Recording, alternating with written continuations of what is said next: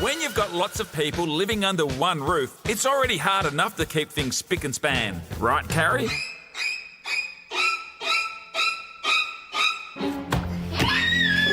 The COVID-19 lockdown brings a whole new problem. When someone coughs or sneezes, the virus hangs around on surfaces. Before you know it, it can be all over your house and eventually inside you. Stopping the virus from entering your home starts at your front door. The first thing that I would recommend people do is take your shoes off, because we do know that that's a way that viruses can be transported. Next, you need to know your germ hot spots. The bathroom's obvious, but others might surprise you. Things that we're constantly touching are likely to become contaminated with bugs. When was the last time you cleaned your remote control or the handle to your fridge door? Toys, light switches, and kitchen goods like the kettle should all get a regular disinfectant wipe. Like, you don't have to go full Naomi Campbell. Clean everything you touch, anything that you could possibly touch.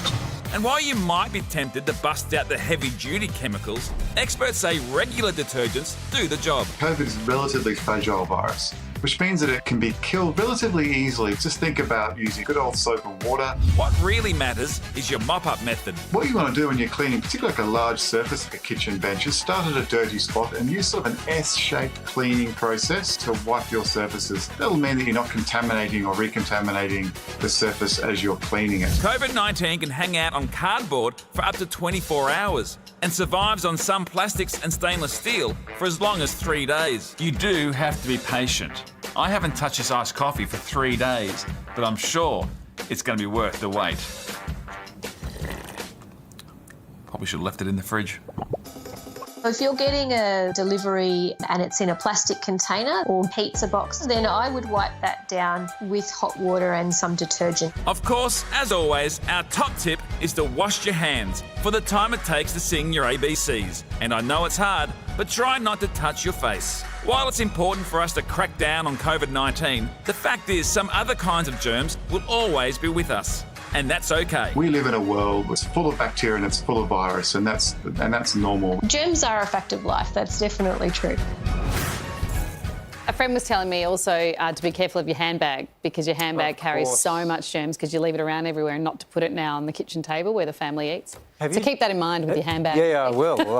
Although I have been disinfecting it for a long time. Do you disinfect your phone? When was the last time you... I've been doing it heaps, actually. Really? I've been using a spray. I've become quite paranoid about it. Because that's the one that I feel like I'm cleaning everything, but I just forget about. Phone screens, computer screens, and keyboards. Yeah, which is nuts. Remotes is one that I should know, but I've forgotten about. And taking your shoes off at the door. Yeah, and also the amount of time it hangs around on cardboard and plastics it was quite interesting. My wife has always been a little bit OCD, so she, to be honest, is just a little bit smug about this whole thing at the moment. Training for this day. Yeah, exactly right. Evie's also got a new song that she's been practicing because she got so sick of singing Happy Birthday twice. She now sings Wash, Wash, Wash Your Hands, washing's so much fun. Use your hands, your wrist, your fist, and keep germs on the run. So if you need a new one, kids... I felt like you could have actually, no, really because you laughed at me. Committed to the actual song. Would you like me to do it again? Well, let's a bit of gusto. No, it's good. We need a new song. No, what do you sing, Rochi, when you wash your hands?